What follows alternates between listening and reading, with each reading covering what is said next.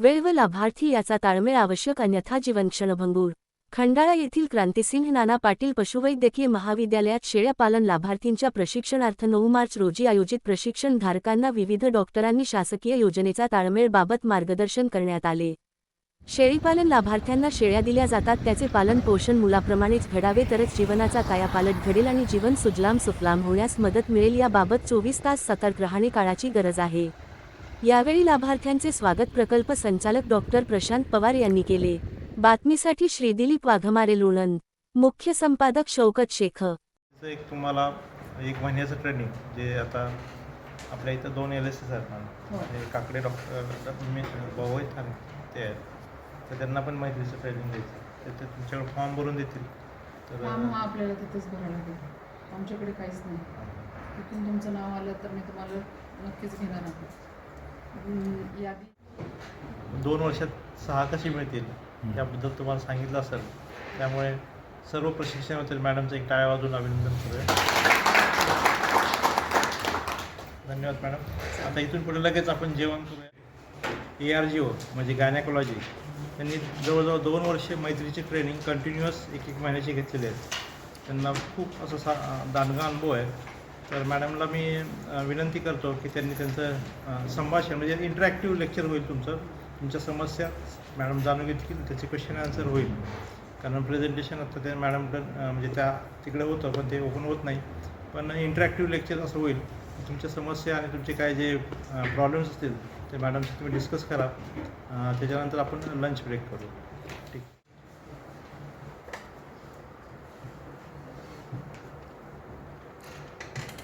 म्हणून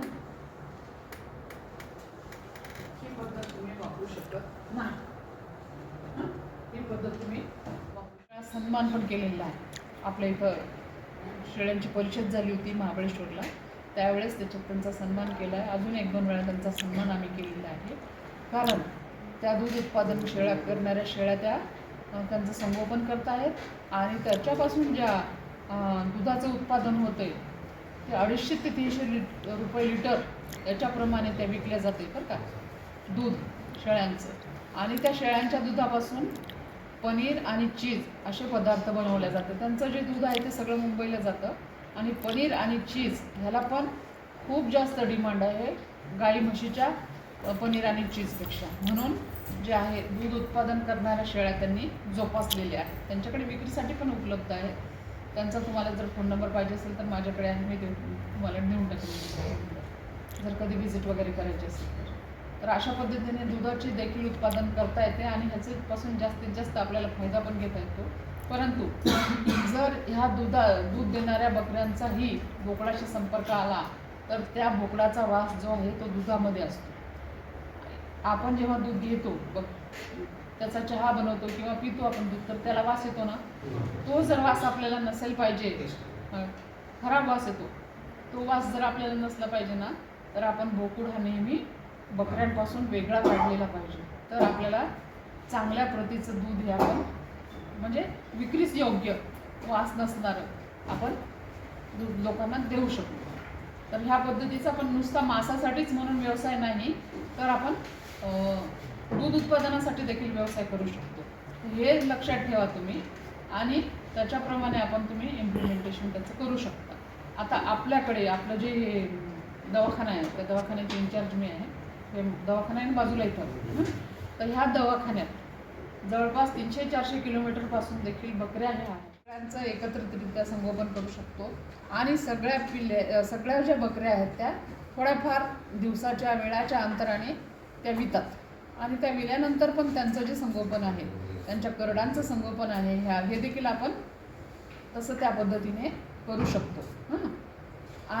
शिवाय जेव्हा आपल्याला विक्रीस योग्य जे काही होतील बोकड ते एकदाच आपण बाजारात विकू शकतो, बरोबर.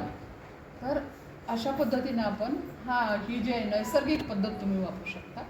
एकत्रितरित्या माझ्यावर आणण्याची नैसर्गिक करायची आहे. आफ्रिकन बोअर जातीच्या बकऱ्या लोक जास्तीत जास्त संगोपन करतात आणि त्यांचे कळप जे ते घेऊन येतात तिथे कशासाठी, तर सोनोग्राफी करण्यासाठी. सोनोग्राफी कशासाठी, तर म्हणजे 1 महिन्याच्या आत जसं माणसाची सोनोग्राफी करून समजतं की प्रेग्नन्सी आहे का नाही, तर ते ठरवण्यासाठी आपण त्यांची सोनोग्राफी त्या ठिकाणी करतो आणि जास्तीत जास्त लोक ह्याचा फायदा घेतात. जवळपास हजारो शेळ्या येतात आपल्याकडे प्रत्येक वर्षी. आणि दूरदूरून येतात त्या शेळ्या.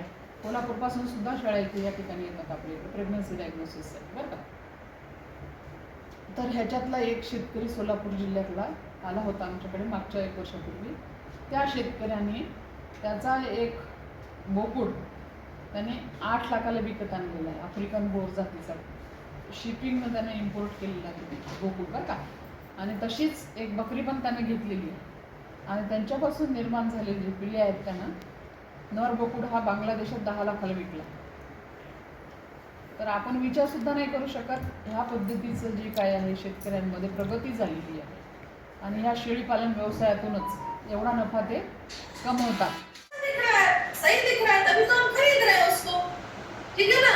लेकिन जब हम ऐसे खरीद रहे होते हैं उस टाइम पे हम देखते हैं, आंखों से देखते हैं, अगर उसके अंदर कोई बीमारी है, जैसे हमने कोरोना काल में देखा आदमी सुबह चंगा रहता था, शाम को बीमार हो जाता है ना. तो वो जब वो सुबह सही है उस टाइम पे अगर हमने उसको खरीदा है तो ये पॉसिबल है वो इन्फेक्शन करके आया है 2 दिन बाद दिखाई दे.